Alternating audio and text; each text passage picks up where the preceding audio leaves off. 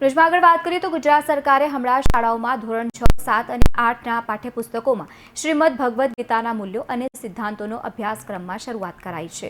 તો ભારતમાં તમામ ધર્મોના લોકો રહે છે અને ભારત બિનસાંપ્રદાયિક રાષ્ટ્ર છે। જો મૂલ્યો નિર્માણથી જ વાત હોય તો તમામ ધર્મોમાંથી જે શ્રેષ્ઠ મૂલ્યો નિર્માણ કરી શકે એવા પ્રસંગોને લઈને પુસ્તક બનાવવું, કેમ કે શાળાઓમાં તમામ ધર્મોના વિદ્યાર્થીઓ અભ્યાસ કરતા હોય છે। પાઠ્યપુસ્તકોમાં બૌદ્ધ ધર્મ વિશે ખોટી માહિતીઓ આપી અને ધર્મના લોકોની લાગણી દુભાઈ હોય, આક્રોશમાં લઈને આજે સ્વયં સૈનિક દળ દ્વારા ઉપલેટા મામલતદારને આવેદનપત્ર આપી ભારતની એકતા જળવાઈ રહે તેમ અભ્યાસ અને પાઠ્યપુસ્તક પાછા લેવા સરકાર સમક્ષ રજૂઆતો કરાઈ છે। મારું નામ શૈલેષ, ગામ સમઢિયાળા। આજે જે કઈ વિષય રહ્યો કે ભાઈ ધોરણ 12માં સમાજશાસ્ત્રની અંદર બુદ્ધ ધર્મ વિશે એવું જૂઠું ફેલાણું કરવામાં આવ્યું હતું, એને લઈને એક મામલતદાર સાહેબને આવેદન દેવામાં આવ્યું હતું। તો એમાં જૂઠું એવું હતું કે બુદ્ધ ધર્મમાં વર્ણ વ્યવસ્થા જેવું કંઈક છે, બ્રાહ્મણ ક્ષત્રિય જે ઉચ્ચ વર્ણ ગણવામાં આવે છે એમાં પણ, અને નીચલી કક્ષાના જે કંઈ ધર્મ પરિવર્તન કરેલા લોકો છે આદિવાસી, એને નીચી કક્ષામાં ગણવામાં આવે છે। તો ખરેખર તમે જો ભારત નહીં પણ વિશ્વની અંદર બૌદ્ધ ધર્મ ફેલાયેલો છે, અને ભારત નહીં પણ વિશ્વમાં ક્યાંય પણ એનો કંઈ જાતિગત કે ભેદભાવ રાખવામાં આવતો નથી, વર્ણ વ્યવસ્થા જેવું કંઈ છે નહીં। તો આવું પુસ્તક રહ્યું તો તમે ભારતની અંદર જોઈ શકો છો કે ભાઈ જાતિગત ભેદભાવ કેમાં થાય છે, વર્ણો કેમાં છે, આ બધાને ખબર છે।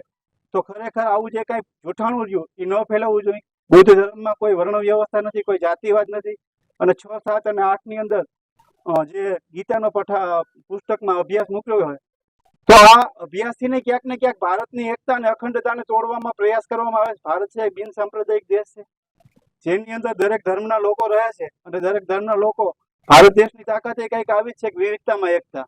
ખરેખર આ એકતાને તોડવાનું કામ કરવામાં આવે છે, અને જો આ પુસ્તકોને પાછા નહીં ખેંચવામાં આવે અને બુદ્ધ ધર્મનો જે કંઈ ખોટો જૂઠો ફેલાણો કર્યો છે આને રોકવામાં નહીં આવે, અથવા આમાં કંઈ ફેરફાર કરવામાં નહીં આવે, તો આવનારા દિવસોમાં એક ઉગ્ર આંદોલન થાય, અને આ ઉગ્ર આંદોલનનો તમામ જવાબદારીઓ શાસન અને પ્રશાસન હશે। જય ભીમ, નમો બુદ્ધાય, જય સંવિધાન, જય જવાહર, જય મૌની।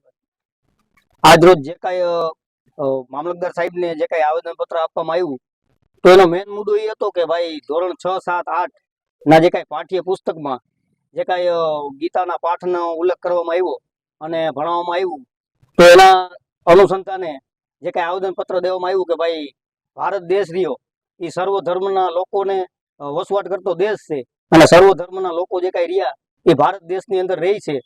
તો ભારત દેશનું જે કાંઈ બંધારણ રહ્યું, ભારત દેશનું જે કાંઈ સંવિધાન રહ્યું, એ સર્વ ધર્મના લોકોને પોતાના ધર્મની છૂટછાટ આપે છે, પોતાનો ધર્મ પાળવાની અને પોતાના ધર્મમાં રહેવાની અને એનો પ્રચાર પ્રસાર કરવાનો અધિકાર આપે છે।